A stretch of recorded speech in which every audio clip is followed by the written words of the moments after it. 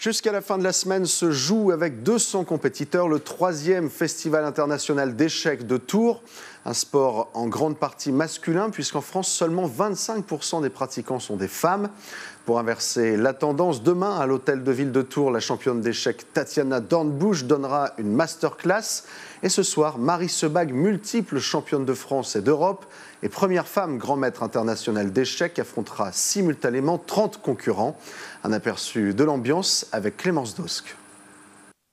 Parmi les 190 participants du tournoi, toutes les générations sont présentes, mais quand il s'agit de joueuses, leur représentativité laisse à désirer.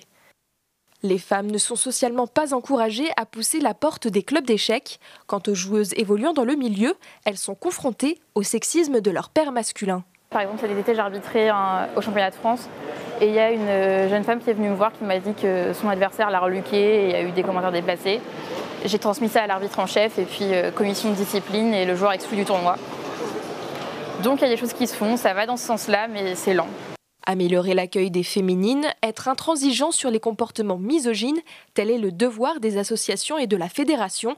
La médiatisation d'une lettre ouverte à l'été 2023 a poussé les clubs à serrer la vis. Il y a d'ailleurs un groupe de féminines des échecs qui s'était emparé du sujet, si je puis dire, et qui avait fait une lettre ouverte au niveau de la fédération pour se plaindre de très mauvais comportements masculins, alors qui ne sont pas du tout généralisés, hein, mais il suffit d'un pour effectivement poser des problèmes qui peuvent être sérieux.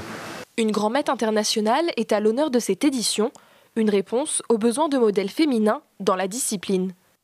On peut s'identifier, essayer de faire des parties comme elle, de prendre les mêmes ouvertures, d'avoir le même style de jeu, de se dire « Ah tiens, moi j'étais pareil », voilà, d'avoir des modèles féminins, c'est important aussi, puisqu'on s'identifie plus facilement. La nouvelle génération, plus engagée dans la lutte contre les discriminations, compte bien prendre le relais afin de faire des échecs une discipline plus inclusive pour les joueuses de demain.